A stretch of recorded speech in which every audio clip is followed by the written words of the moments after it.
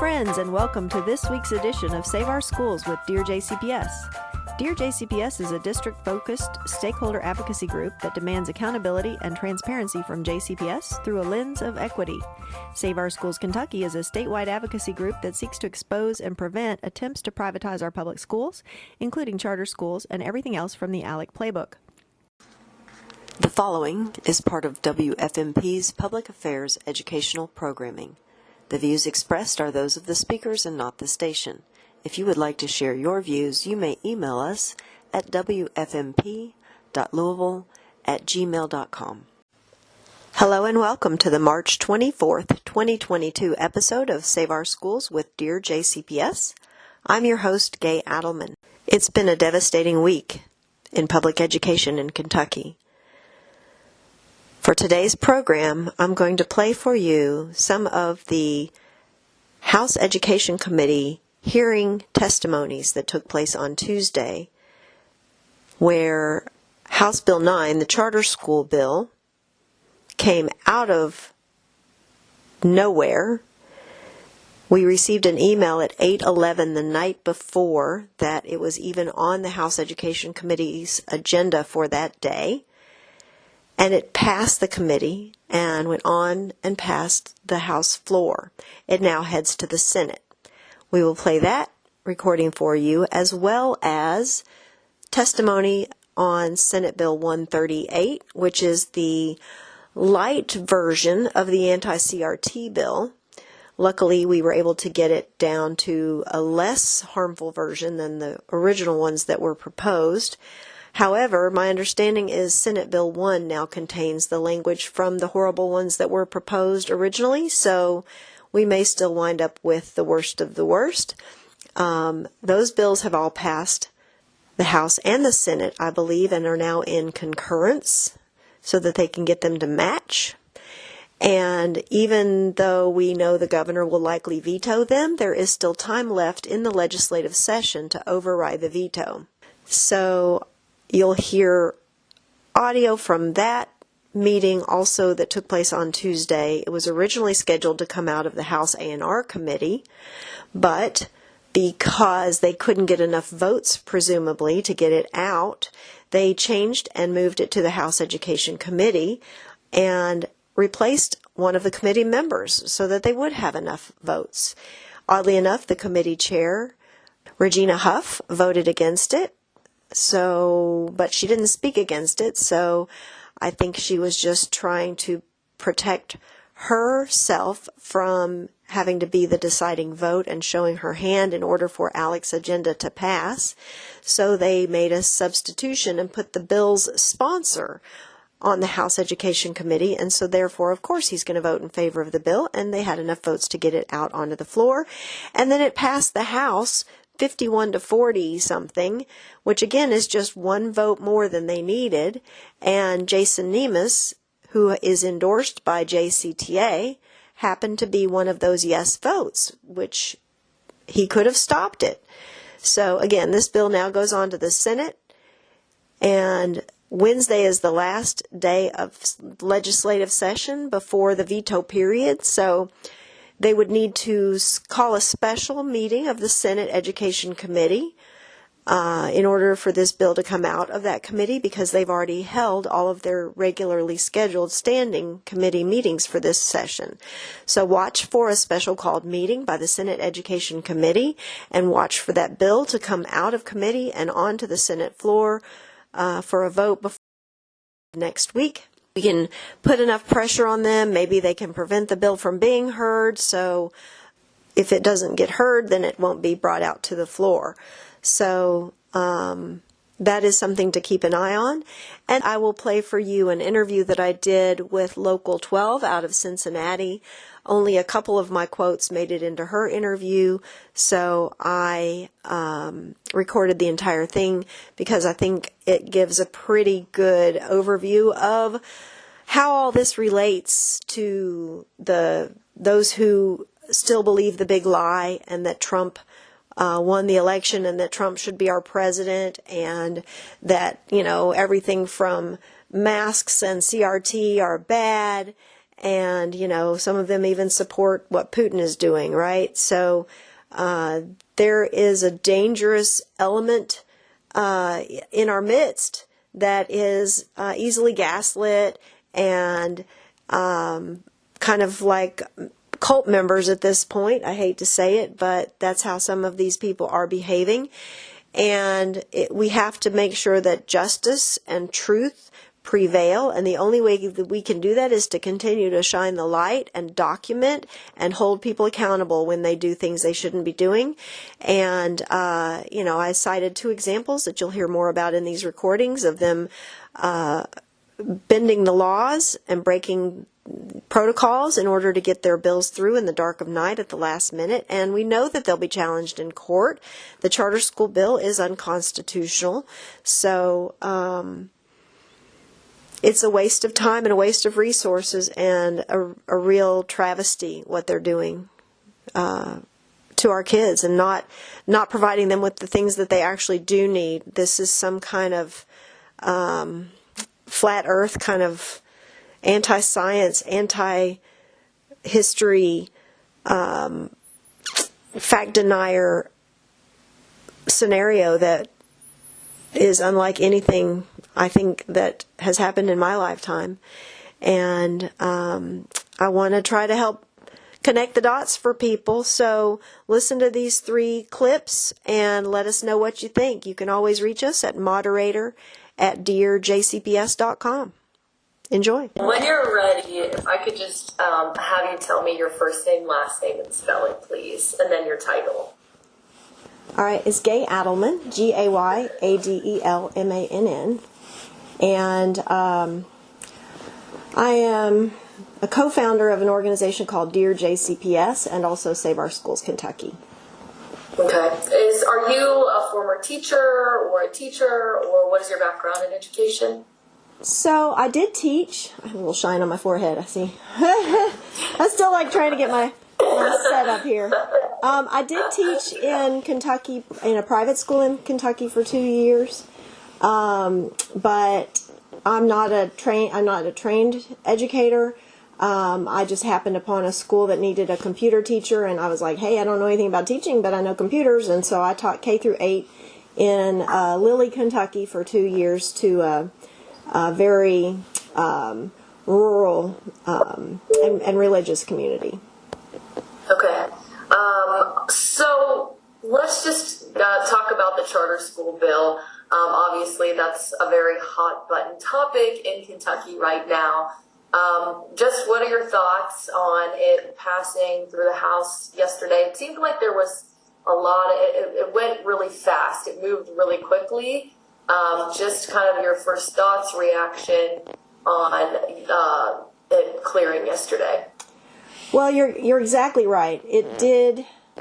So yes, it did pass really quickly, and that is by design. The people that are behind this charter school bill are the same dark money groups that are trying to influence Supreme Court justice selection as we speak, and trying to overturn a democratically and fairly elected presidential election. So we know how we've been watching how they operate, and they are funded by people that don't live in Kentucky and who don't have Kentuckians' best interests at heart, and they're just trying to game the system, really, and figure out ways to take advantage of our tax dollars and our children by making it legal for them to siphon money away from our tax dollars that are truly intended to educate our children. And so, just like with the sewer bill, with the pension a few years ago, they operate very secretly, quietly. They didn't even announce the agenda for the House Education Committee until 8/11 the night before. So people that have been watching these bills and trying to organize their lives, especially those who are going to be the most harmed and the most impacted, don't get enough warning to arrange for child care and transportation, and they're dealing with grief and loss from gun violence and COVID and numerous other things, that being able to just stop what they're doing and organize some kind of resistance to the predatory practices that honestly we have been able to keep at bay since, well, 2014 is when ALEC, ALEC, that's the American Legislative Exchange Council, that's when they first started spending money in our state. And that is one of the dark money groups that I referenced earlier. But they're not the only one. We don't know who's behind it because it's dark money. That's the point. And so we just know that it's been done in other states, and it's done nothing but create more waste, fraud, and abuse. And we don't want it in Kentucky. We resoundingly showed up in Frankfort for several years in a row to protest charter schools and defunding teachers' pensions and vouchers and other attacks on education. We showed up for that, and we put a stop to these bills. But because it's a pandemic and access to the Capitol is limited and impacted community members are reeling more than ever, their time is running out. Like, they're desperate. They see that people are starting to be charged for crimes associated with some of these behaviors and activities. And so what they're trying to do now is change the laws so that their crimes and behaviors will no longer be considered illegal. And the charter school bill, the voucher bill, all of these are in violation of the Kentucky Constitution. And so they will be challenged in court. They will be overturned in court unless, of course, they are able to change the Constitution, which that is now what they're speaking of. They are literally trying to change the Constitution to make the things that they're doing to Kentuckians to allow them to continue to happen. And so it's wasteful of our resources, it's wasteful of our time, and it's not addressing the real problems that face our children in Kentucky. I'm sure you've answered this question 100 times, but why not charter schools? Why is that going to hurt the public schools and the kids in public schools and the money? You know, there are some great charter schools, and the idea originally behind charter schools is a noble one and one that should be pursued.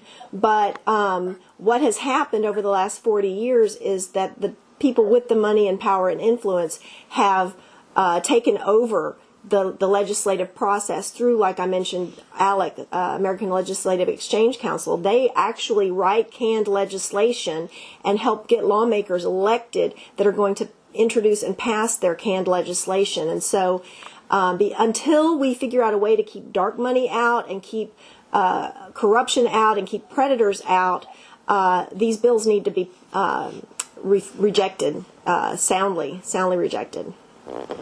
You think it's just, do you agree with creating permanent funding, or are you in disagreement with it? What do you believe? Well, our tax dollars should never be used for religious education or discrimination, and that's essentially what allowing our tax dollars to follow the child, quote unquote, money. They say the money should follow the child. By allowing money to follow the child to a private school or to a charter school, they can discriminate, they can refuse, they can push out. They don't provide the same level of services. They have an application barrier. So, public schools accept everyone, and they can't refuse to serve anyone in the community. And charter schools and private schools can. And oftentimes those factors are based on discriminatory practices, such as discriminating against our LGBTQ populations or against our minority populations. And, they may not say out loud that that's the reason that they're refusing to accept certain students, but they create a hostile or even unsafe or violent environment for students in these groups that they have no choice but to go back to a private school setting. And I'm not even saying private school settings address these concerns the way they should. These are the types of bills we would rather see us working on, not more bigoted bills, which is what we're seeing coming out of Frankfort in the 2022 General Assembly. I heard the argument for this bill that it would just, creating permanent funding would be taking away funding for fully funding schools who say already don't have enough money. What are your thoughts on that? Do you think that that's already an issue and that's another reason why this is either the bill is written wrong, or the way they go about it is wrong? Right. Well, and that's a really great question. And if they hadn't already shown us who they were, the people that were writing these bills, and that their intention was, if they hadn't already shown us that their intention was to dismantle public education, then maybe we could give them some kind of benefit of the doubt that they have good intentions. And I think that a lot of the lawmakers that are supporting these bills are believing some of the gaslighting that is being, and the propaganda and disinformation campaigns that are well funded. I mean, that's the point of this dark money, is it's millions and millions and millions of dollars put into social media campaigns and marketing research and literature and candidate campaigns that create fear and create an illusion that somehow charter schools are going to be the answer to the quote-unquote failing school situation, when in fact just by taking money away from public schools and putting it and having the money follow the child to a different environment, what about the kids that are, not everybody's going to get to this other environment, so why not, instead of putting just a few kids on quote-unquote a lifeboat that statistically doesn't produce any better outcomes, we've got no data that supports any of the claims that the charter schools produce or private schools produce consistently better outcomes. You know, we've got great schools in both categories, but there's no evidence that their proposed solution is the one. But then here we are in the midst of the worst teacher crisis in our history, in my history. I'm 57 years old. I've never seen anything like this before. We're coming off the heels of a pandemic. We've got a movement for civil rights movement going on, a movement for racial and social justice within our public school systems, and in all of our systems across government and across our corporate world as well. And they're wanting to drive the nail in the coffin right now. Why the rush? Why the secrecy? If this bill the solution was so great, why hasn't it passed in all these years that, you know, they did get the bill passed, but no funding associated with it, and they did that on the last day of session in the 11th hour. And, you know, we've been watching how they operate, and if they hadn't already shown us that their intention was to destroy public schools, we might give them some benefit of the doubt that, you know, they really are working on a solution. But now is not the time to be putting that final nail in the coffin in our public schools. One last thing, what would you say to the legislators who are in support of this right now? Either the House members, the representatives from the House who supported it, or now that it's going to the Senate, for those who are going to be voting on it in the coming days or coming weeks? I would say start packing, because we're going to vote you out. All right. Any other things anything else you'd like to add or say? Topic? Yeah.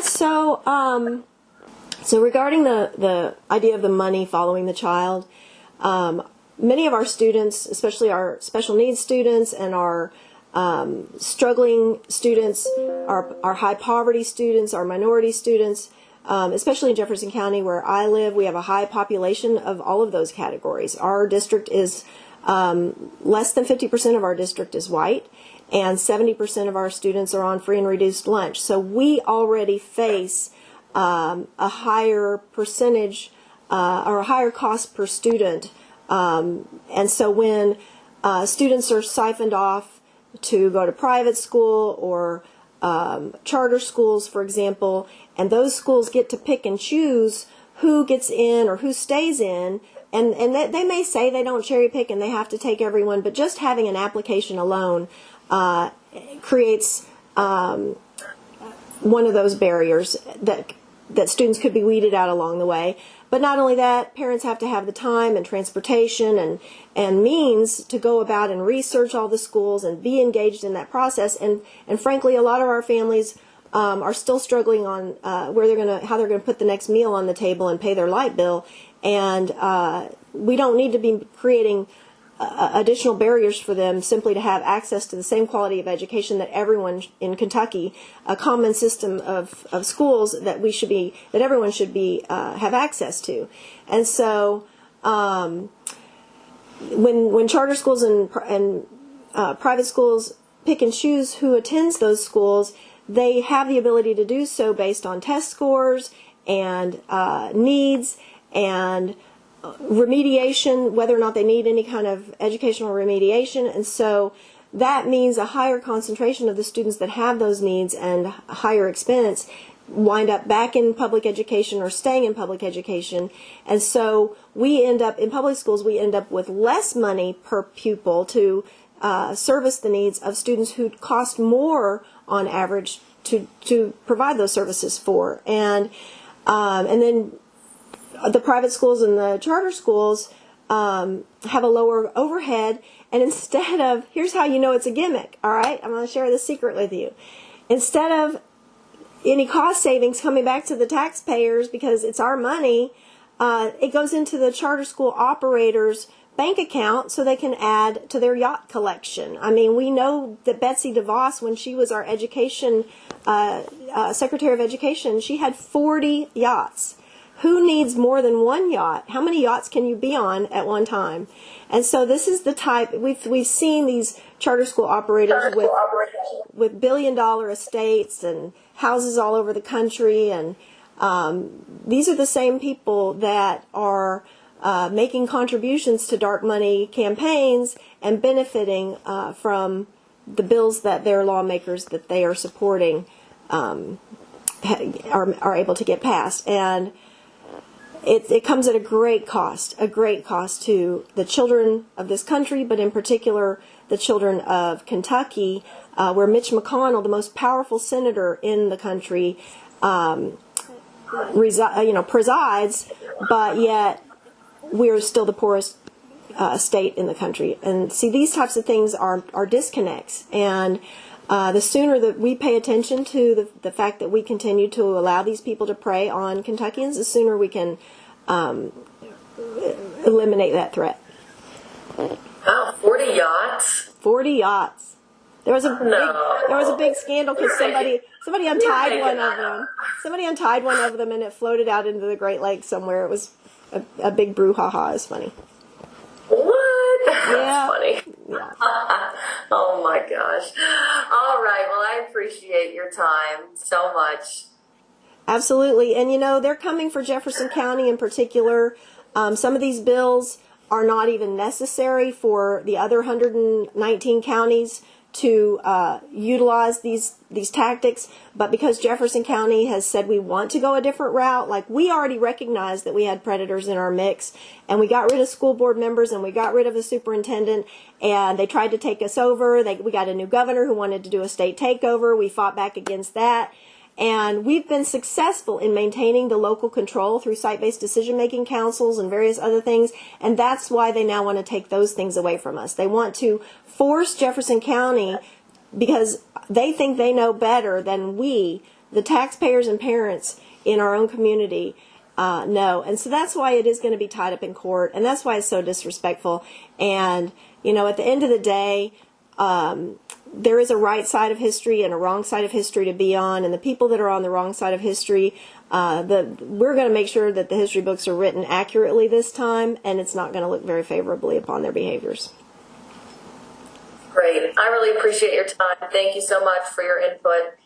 Thank you so much for reaching out and giving us an opportunity to share our perspective. Thank you. Yeah, we definitely want to hear, obviously, from both sides. So I think it's important. Definitely very fiery debates going on over this topic for sure. And I don't know who the other side is. Right there alone scares me, because there's the authentic Kentuckian side and then there's the predator side. And so if you are getting another side, do some research. Find out who's paying them. Find out how long they've been in this fight. Find out why they think it's okay for them to come and cut in line. I mean, I've been doing this work since 2012 when my son started at a quote unquote low performing Jefferson County school, and Hal Heiner and Matt Bevin announced that they were going to bring charter schools to Kentucky, and they were going to start in West Louisville, and I knew that meant they were looking at my son's school as well as Maupin Elementary turned out to be another one. And that's how I ended up getting into this fight, because I didn't really understand what was going on, but I knew that they weren't hearing from the impacted community members in particular, and they weren't telling the truth. I could tell they weren't telling the truth, and something just didn't add up. And when I started advocating for these parents and these students, I got attacked, And that started back in 2012, 2013. So, we have to question why someone would go on the attack against authentic stakeholders unless they're truly trying to do something they shouldn't be doing and trying to cover things up. And so you really have to follow the money and connect the dots and see who's really behind the other point of view, because I'm pretty sure you're going to find it's not authentic. Okay. Interesting. There are a few, and there are reasons. Sure, yeah. There are reasons that people do feel the way they do, but there are solutions within the system that they need to try. They don't just come cut in line and say, we're going to take our toys and go start a private school or a charter school somewhere else. No, we all have to work together as a community to make sure that everybody is working together to educate our children. Perfect. All right. Well, thank you so much. We'll talk soon. All right. Thank you, Appreciate it. Alexa. Good talking to you. Bye. Bye-bye. You too. Bye. Maybe just some clarification on line 19. It says, beginning in academic year 2022-23, any authorizer may authorize an unlimited number of public charter schools. So what would be the interpretation on that? We always think about Jefferson County. There's other places in the state besides Jefferson County. Seems like everyone really wants to think about Jefferson County. We have many programs in Jefferson County. We have many schools in Jefferson County. Right now, we're trying to rearrange a lot of our busing and schools, home schools. So I just don't want to ask questions. I have many questions, and I know we don't have much time. So, Madam Chair, I'm not going to take a lot of time, so thank you very much. Thank you. Representative Scott. Thank you, Chairwoman. Representative, I know you can't see. Oh, there we go. I just wanted to know why Northern Kentucky and Louisville as the two locations that you decided for this pilot.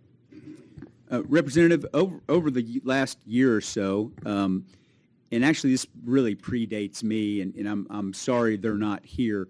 There's a group of ministers in the west end of Louisville that I think for about 20 years have been begging for charter schools in that part of Louisville. They think the community there supports it. They've got, and these things got to have community support. You don't put a charter school where they're not wanted, So there's a group of folks that want to come and do one, and we think that if we can go in there, and I'll tell you this, Representative, every single person who came to talk to me, whether they were for or against charter schools, acknowledged this one truth. We are failing the minority kids in the west end of Louisville when it comes to education, period. So my hope is if we run a pilot project, maybe we can get one there that will show the rest of the state there's nothing to be afraid of. These things are going on all over the country, and they're not going to hurt public schools. 90% of the kids still go to public schools, or traditional public schools. These are, of course, still public. So I think west end of Louisville definitely needs one. Northern Kentucky, especially up near the riverfront, Covington, is another area where we see, I don't want to call it an education desert, but that's what I think it is. And so there's an opportunity there to go ahead and see if we can try, if you'll see in my bill, we called it an urban academy, where local kids right then and there, the people that live in the community that want this, maybe we can come together and give it a shot. So that's why we chose those two. Please be brief. Yes, I will. I'm curious to know, because there are 3 representatives who serve the West End, have you had a chance to meet with any of my other 2 colleagues about this bill who serve the West End? No, ma'am, I didn't, to be honest. But in fairness, they didn't come see me either. It's not been a secret. It's been out there for a long time. But I think we've had other committees, especially when the original charter school bill was here. I think you and I came in together. You might remember some of those discussions. We had a ton of folks from the West End. And frankly, I didn't have them here today because I knew we weren't going to have time to hear it all. All right, thank you. Representative Timoney. Thank you, Chairwoman. Representative, I'm going to start with a compliment. Thank you for removing the all virtual option. All virtual option should not ever be a charter option anywhere. That's 9 times out of 10 when you see charters in the news, it's because of abuses in virtual options. So thank you for doing that. Very first, I do believe that we are. I know that the trend nationwide has been, the choice and the charter piece, and I completely understand that. There's some areas, particularly in parts of the state and parts of the country that need people thinking outside the box. I have a lot of history with working with choice programs, with charter. My concern is that we may slightly be overselling the effectiveness of charter. John Hattie is my go-to person, New Zealand researcher. He's got roughly 80 million students that he studied, thousands of studies on different things. And he ranks, he's got a rank list of 252 influences or effects on education. And he's got things in there, response to intervention for students with learning needs, and he's got them on a rank order. And if you go all the way to the bottom, he says that the standard deviation, 0.12, would be a student just sitting there existing in nature. And he's got charter at 0.09 as far as effectiveness. And choice is just slightly ahead of that at 0.11. So my concern is that we are going to, again, come to the education table and upset the apple cart, get a lot of teachers upset about a lot of things for something where statistically there's not really a huge upside, okay? And I'll close with a question. My concern is about schools that will close. Okay, charter schools close all across the country. You can Google it right now. I think last month there were 14, several of them in Indiana. What provisions are in this bill to protect those kids that now have to leave a charter school that they were sold is going to be your gift to the promised land, and now they have to go back to their school? Because if you refer back to John Hattie's list, you have moving between schools has a negative 0.34 impact on student achievement. So we're creating a system where we potentially could really harm students. And that's going to be my concern. What provisions put in place to protect that? So remember, they're in the district right now going to a public school. The district is the one that's going to authorize this school. The district is the one that's going to oversee this school. And if something is going wrong with that school and that school closes, those kids are right in their same district they ever were. I don't know specifically where it is in the bill, but they'll just end up back at their other schools. Real quick, I want to comment on something you said earlier. In addition to Stanford maybe disagreeing with your Kiwi guy, I participated in a book club with my school superintendent and a bunch of teachers over COVID. And we did it in Zoom because we couldn't do it. And it was great. It was eye-opening. The teachers were awesome. They had lots of great ideas. And we did a study of all these different school districts all across the country. And I kept my mouth shut, and because at the end, everything that the teachers pointed to and said, that's awesome. I wish we could do that. I wish we could do that. I wish we could do that. I went and looked up the schools, and they were all charter schools. I'm not here to tell you they will fix every problem. There are good ones and there are bad ones.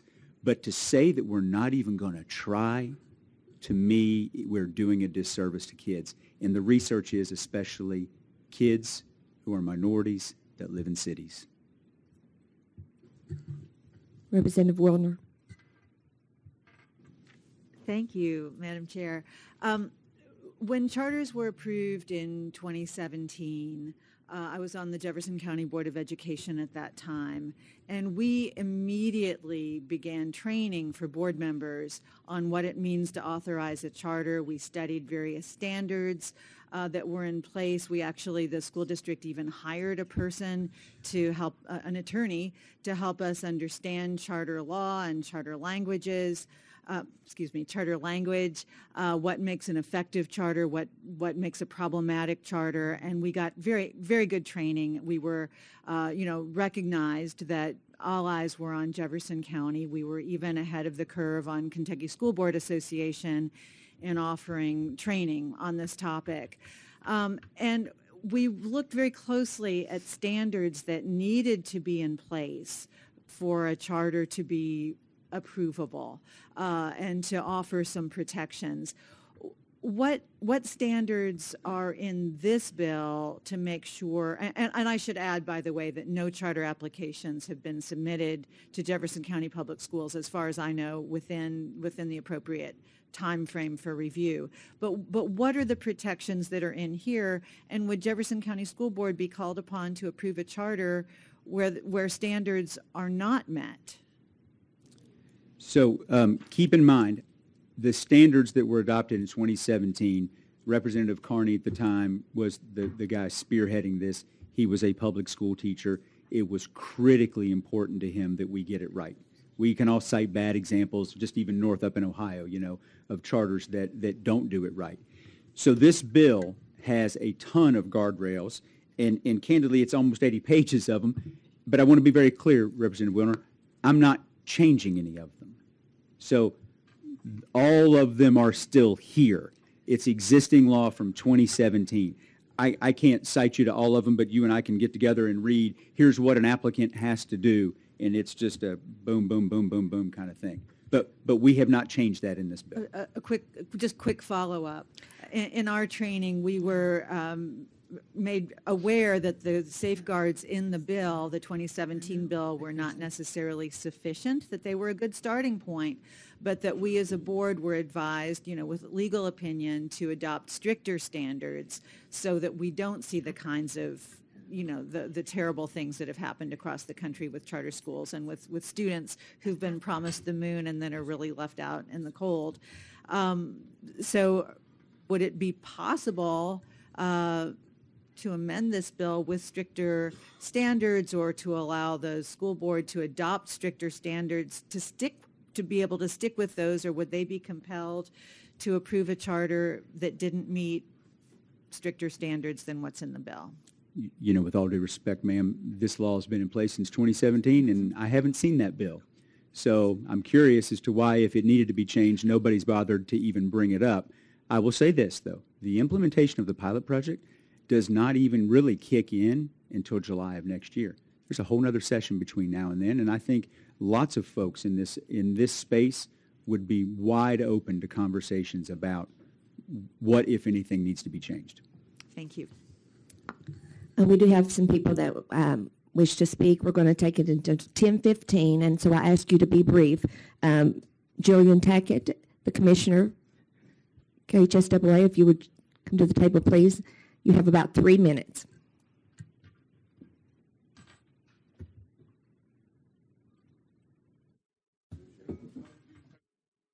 I'm Julian Tackett with the High School Athletic Association, and our objections actually to the bill, I think you all need to make the education policy decisions. People ahead of me and behind me know a lot more about curriculum and school options.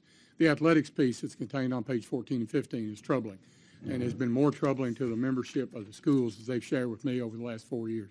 So I do look forward to an opportunity to speak with a sponsor, and we'll relish that opportunity to try to share some information. Thank you very much. Thank you. Can I comment? Briefly, we're in the current. But Mr. Tackett, I'm curious. I haven't changed any part of that bill. And back in 2017, you were quoted in the Lexington Herald Leader as saying, for us, it's just another type of school. We already have 6 different types of school because of the various types of non-publics. Your message to families and students, don't let athletics be the reason you go or don't go to a charter school. Nothing in my bill has changed what you were okay with in 2017. We had the same conversation with Representative Carney when that misquote occurred in the paper. We know it is a different type of school. There is specifically down in there sections about going to one school and being enrolled at another. That's the problem. And since 2017, have you offered any language to change that? We unfortunately, but prior to Mr. Carney's illness, we did have that discussion. It has not had anything followed. No, sir. Thank you. Thank you. Thank you. The members of CASA, please come to the table, introduce yourself for the record, and you have about 3 minutes. I was challenged with a robust agenda, and we're doing the best we can to allow everyone to, at least 4 or 5 in each group. So please share your concerns. Introduce yourself for the record. You may proceed. Thank you, Madam Chair. Thank you, Madam Chair. I'm Henry Webb, Superintendent of Kenton County Schools. Thank you for allowing us a few minutes to speak on House Bill 9 this morning. I'm here to oppose House Bill 9 and ask that this committee oppose House Bill 9. I could speak for a long time on this bill, but I know we were very brief. Just a couple of points real quick. To Representative McCoy, I don't know Representative McCoy, but I obviously respect all of our legislators. But to pass policy and say we'll figure it out is pretty bad policy when we're considering public education in the state of Kentucky. I'm very passionate about public education, and I asked this committee to not roll the dice and say, we'll figure it out. Let's just do it. Just a couple of things about Northern Kentucky. Northern Kentucky is a unique place, but just I want this committee to understand we have over 150 school options, public and private, over 150.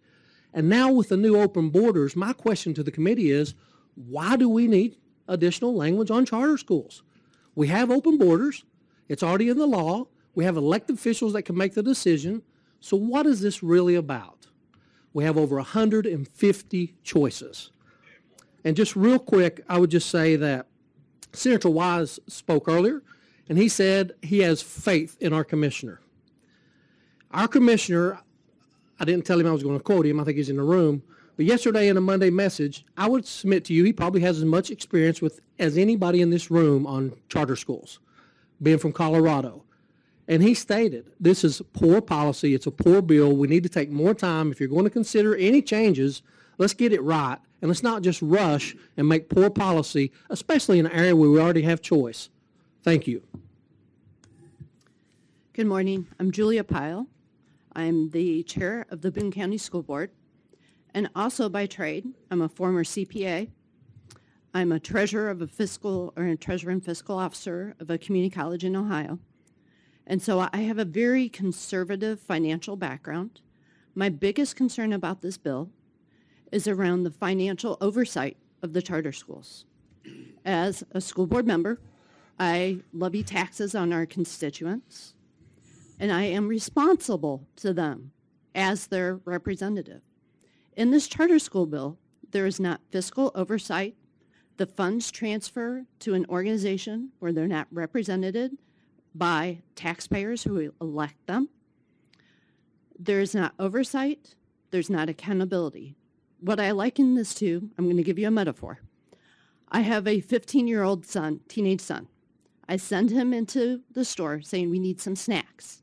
He comes out with Doritos and has opened the bag and starts eating them.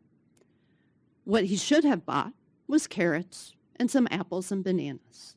And that's what we're going to get with this charter school because there's not oversight on the process with internal controls in place before this happens. Thank you. Hello. Thank you for giving us the opportunity. I'm Dr. Sally Sugg. I'm the superintendent in Shelby County Public Schools. I've been an educator for 40 years. I've been an administrator for 27 at the state and also the local level. I was associate commissioner under 2 of our commissioners, and I worked predominantly with low-performing schools in some of the areas that have been mentioned.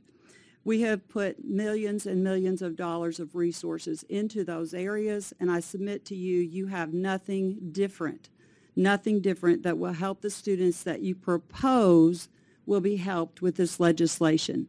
What I submit to you today is the students that spoke today are the best example of what our public education system can do for all students. That is all. Each and every student has an equitable opportunity in all of those opportunities out there, public, private, parochial. We have many options. Public school is producing some of our best and our brightest. I want to also tell you a very brief story. I had a resignation I got through an email last night from a high school teacher effective April 11th. He is not leaving to go to Jefferson County, which pays more. I'm right on the border of Jefferson County, and we fight that all the time. He's leaving education. That's the second resignation I've received this week. Each week, it looks about the same. And all of my fellow superintendents that are here, I think will attest to that's what we're seeing. They're not leaving for the reasons you would think. Their reasons are the war on education, the war on teachers. And this is another example of them feeling downtrodden and beaten up after 2 years of being a public servant to not only our students, but feeding our families during a worldwide pandemic. I also want to say I served for 4 years as a public school board member elected, and I'm representing Miss Brenda Jackson, who has spent 33 years on our local school board. And I want to reiterate what you just mentioned about the taxes that she is responsible for, that if they walk across the county line into Jefferson County into a charter school, we will have no control. Those people who elected our school board members have not a clue what this is going to do. My last point, I want to reiterate everything Representative Timoney said about Dr. John Hattie. If you will do your research, and pardon me if I misunderstood, I think you said a TV guy. Dr. John Hattie is one of the most leading educational researchers today and has been for many years. He's one that many, many folks that are a lot smarter than we are rely on, and if you will read that research, I think you will see what charter schools can do for Kentucky. Terry Morgan, Hardin County Schools. Please be brief, Ms. Morgan. We're running. I will. I just want to say, Representative McCoy, what I would like for you all to consider is, yes, charter schools may have to take all students, but do they have to keep all students? And what will that revolving door look like with kids coming in and then that school determining that this isn't the right fit for their particular school, and then they do come back to public schools on every day. And at the end of a 2-year cycle where our teachers have gone above and beyond, this is another attack they feel on the hard work and dedication they have done throughout these past 2 years and over time. So again, thank you, but I ask that you vote no to House Bill 9. Thank you, and thank you all for joining us. And I apologize to anyone else. You're free to talk to the sponsor at any time, and this bill will be heard again in the Senate. But we have really overrun the time today, and I apologize if you did not get to speak. Motion on the bill of Representative Baker. Second. Second by Representative McCoy. Mariah, please call the roll. Representative Baker? Yes. Representative Banta? Yes. Representative Bojanowski? Explain my vote. Briefly, Ms. Representative Bojanowski. I'd like to push back on the statement that Representative McCoy made that the selection of kids is not what happens in charters. I've got an academic book here that details how charters do select their own children, how charter schools control access and shape enrollment. And I have amendments filed that address some of the policy guidance that would improve our charter schools. So I would like to speak with you about those. And I just have to say, to flat out say that we are failing our minority kids in West Louisville without sitting down and collaborating with JCPS, with Dr. Polio, is just so frustrating to me as a JCPS teacher. Thank you. Would you vote, please? A no vote. Representative Decker? Yes. Representative Donahue? May I explain my vote? Briefly. Thank you, Madam Chair. You know, what we've done down here as legislators, two comments. You know, we have a constitutional obligation to fund common schools, which are public schools, okay? And we do not check all the boxes to make public schools successful. We don't do it. We talk about it, but we don't do it. But the thing about this, the comment was made by my fellow legislator that did someone reach out to him? As a legislator, I've been doing this a long time. When I file legislation, what I do is that if I got legislation that's going to be in front of you, I reach out to both sides to get the input on this. And so I'll reserve the rest of my comments on the House floor, but my vote today is no. Representative Dossett? Yes. Representative Hart? Yes. Representative Lewis? No. Representative Massey? Can I explain my vote briefly? Thank you, everyone, for your presentation. I've been in education for 30-plus years now, and I have some major concerns. I think we all, at the end of the day, have the best interest in mind. I think that's the goal. That should be the goal. If it's not the goal, it should be the goal.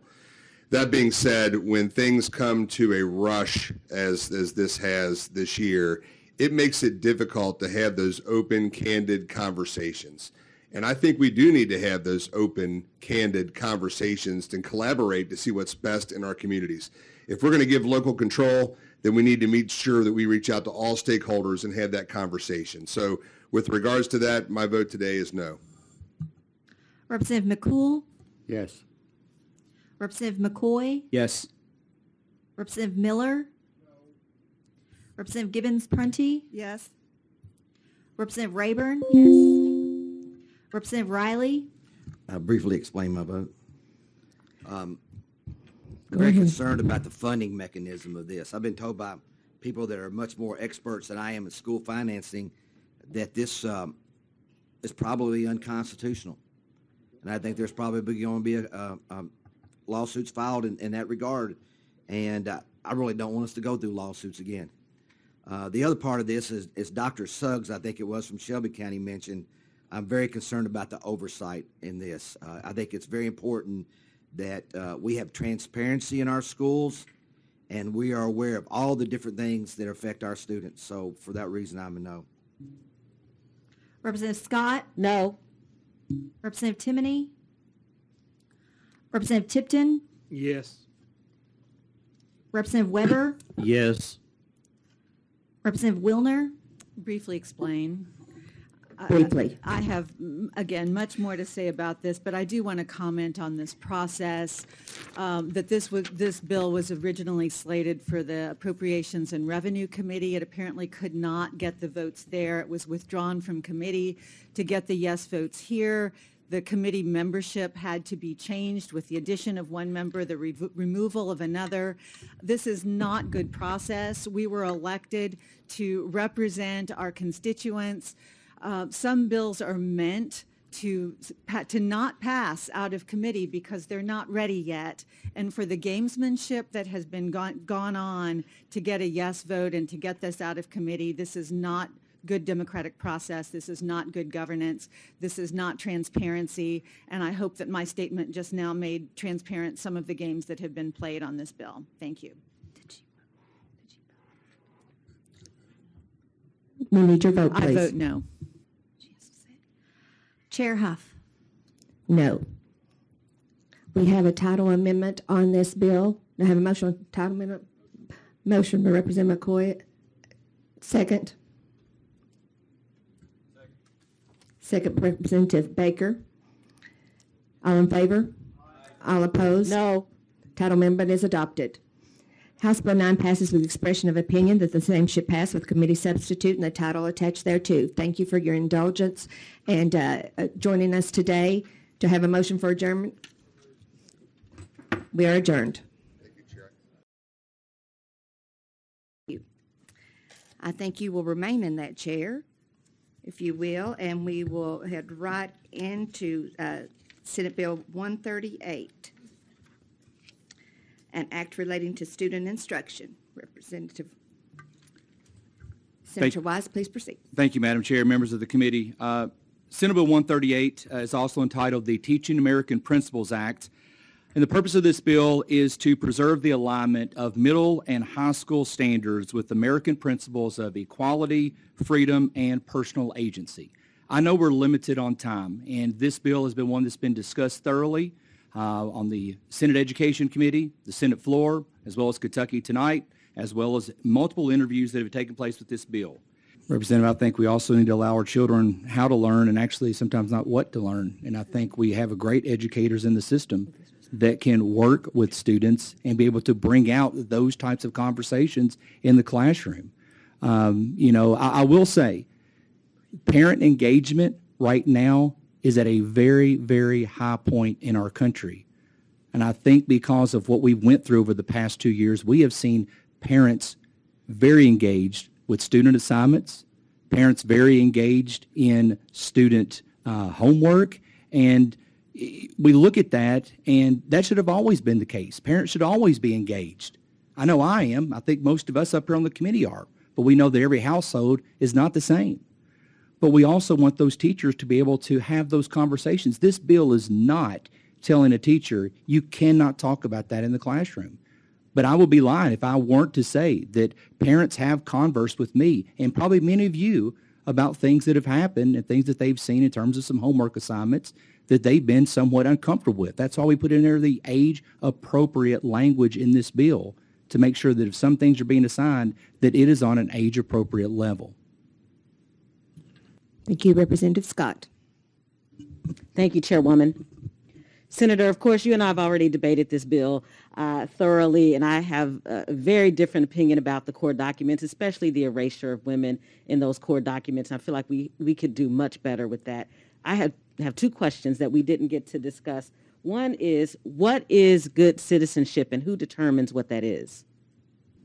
I mean, in terms of defining what is good citizenship, I think there could be multiple hypotheticals and multiple answers I could give to that. But I think good citizenship can be forth in the home of parents educating their children, having conversations about what it is to be a good citizen of the Commonwealth and a good citizen of the country. At the same time, I think we also entrust our teachers that when they have our children, that they also, when they leave a school building, would have the foundations of what also is being a good citizen.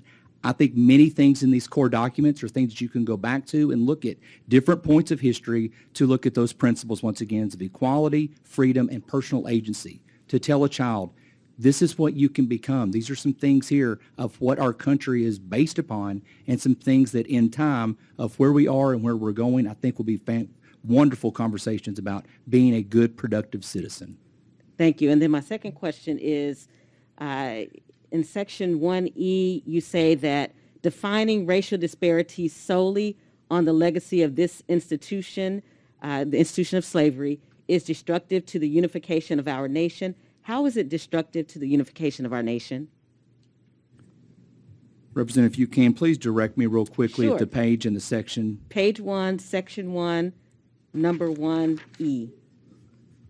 Thank you very much. Just making sure. Basically, what you see here is what we took with the basic principles of a group. You've been listening to Save Our Schools with Dear JCPS on Forward Radio 106.5. Please support Forward Radio by visiting forwardradio.org and making a donation. And you can also support the efforts of Save Our Schools with Dear JCPS by visiting our webpage, visiting our website at dearjcps.com and saveourschools.ky.org. Thank you. You've been listening to Save Our Schools with Dear JCPS. I hope you enjoyed today's podcast and broadcast, and you can find replays on SoundCloud, on the Forward Radio channel, under the Save Our Schools with Dear JCPS playlist. And you can also get updates on our website at dearjcps.com.